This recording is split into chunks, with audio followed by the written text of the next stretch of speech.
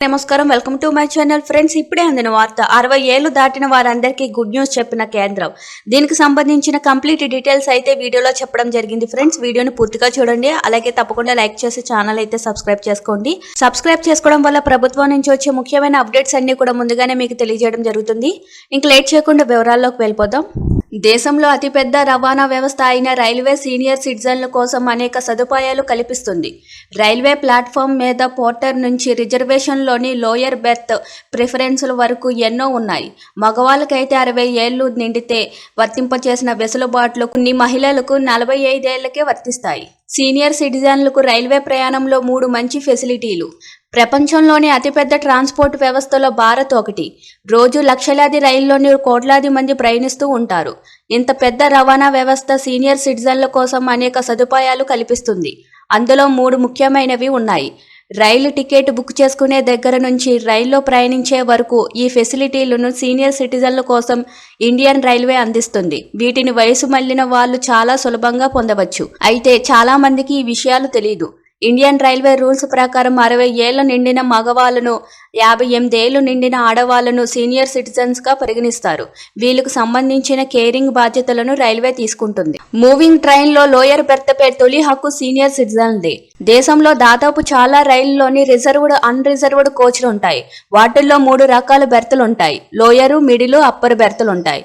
Reservation సమయంలో senior సిటిజన్ల lower బెర్త్ను option గా పెట్టుకోవచ్చు. ప్రయారిటీ బేసిస్ లోని సీనియర్ సిటిజన్లకు లోయర్ బెర్త్ను కేటాయిస్తారు.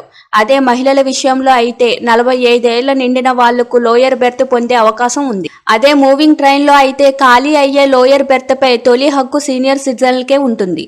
ఒకవేళ రిజర్వేషన్ సమయంలో లోయర్ బెర్త్ లేకుంటే ప్రయాణ సమయంలో ఏ స్టేజ్ లో అయినా రైల్లో లోయర్ బెర్త్ ఖాళీ అయితే అది సీనియర్ సిటిజన్లకే ముందుగా కేటాయించాలి.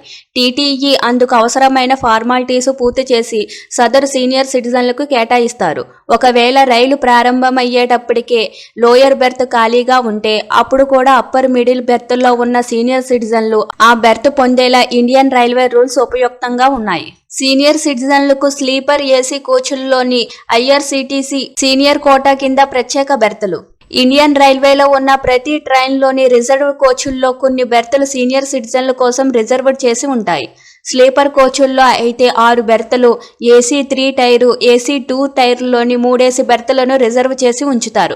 అయితే అవసరాన్ని బట్టి ఈ సీట్లను 45 ఏళ్ల నిండిన మహిళలకు, గర్భిణీలకు కేటాయిస్తుంటారు. ఇదే సమయంలో ఏసీ కోచ్లు ఉన్న రైలు రాజధాని ఎక్స్ప్రెస్ దూరంతో ఎక్స్ప్రెస్లలోని సీనియర్ సిటిజన్లకు సాధారణ రైల్లో కంటే ఎక్కువ బెర్తులు రిజర్వ్ అయ్యి ఉంటాయి. లోకల్ ట్రైన్స్, మెట్రో రైల్లోని సీనియర్ సిటిజన్లకు రిజర్వేషన్.